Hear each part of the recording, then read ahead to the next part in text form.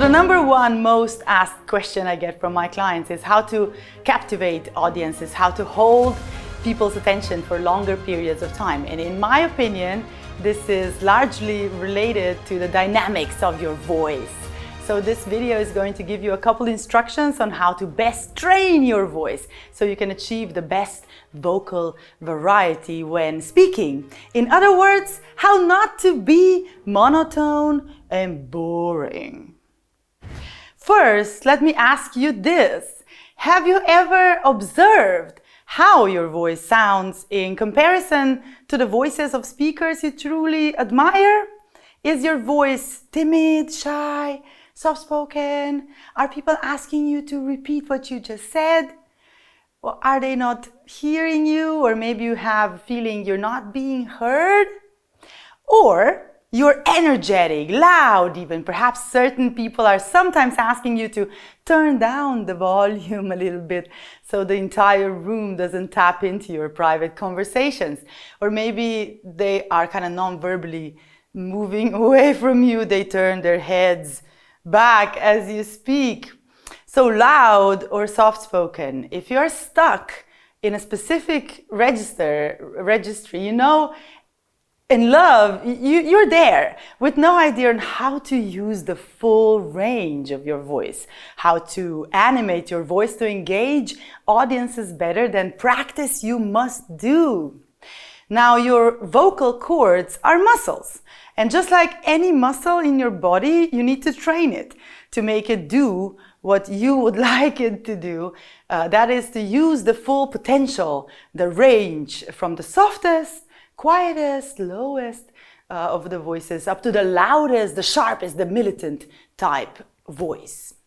The more likely you can play with the dynamics of your voice, like the tempo, the volume, and also the color of your voice, which comes from emotion, the more likely you are to hold your audience's attention for a longer period of time.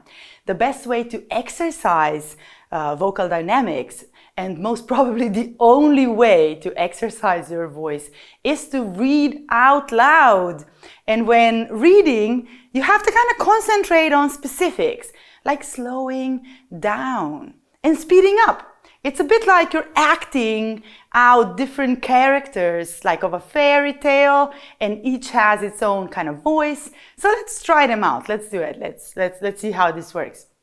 Okay, so I'm gonna borrow a quote, a saying from Shrek for this demonstration, something that Donkey said once. So let's try this out. Okay, so we can stay up late swapping manly stories, and in the morning I'm gonna make waffles. That's what Donkey says. Okay, so let's say the donkey has this soft-spoken voice, the voice of a lover. We can stay up late swapping manly stories, and in the morning I'm making waffles.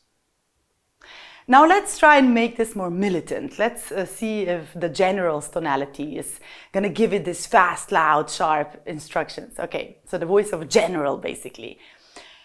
We can stay up late swapping manly stories, and in the morning I'm making waffles. Yeah, it's fun. Now let's play with tempo a little bit. First one is to slow down.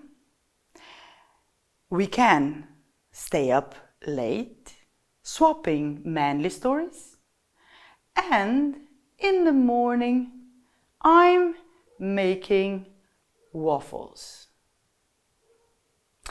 Now the second one, I think this is the fourth one already.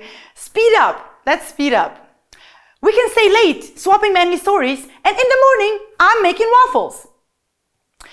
Now let's mash it up. Use all of those voices and different tempo to mix it up. Okay, let's see how that works. We can stay up late swapping manly stories, and in the morning I'm making waffles. Now, a demonstration, I guess. Sounds easy, but let me be frank with you. It took me over 2 years of reading stories out loud to my 2 kids who were little toddlers at the time when I started really training my own voice dynamics. So I could play with it however I wanted to. And I can play with it now, and it's still important for me to practice. So let's say every week or so, I would be reading out loud and I would be practicing my vocal cords. So if you want, you can download the vocal dynamics exercises on this link, and also, of course, subscribe to the channel if you haven't done so yet. So make sure that you really are dynamic with your voice, and you're gonna captivate audiences just like that.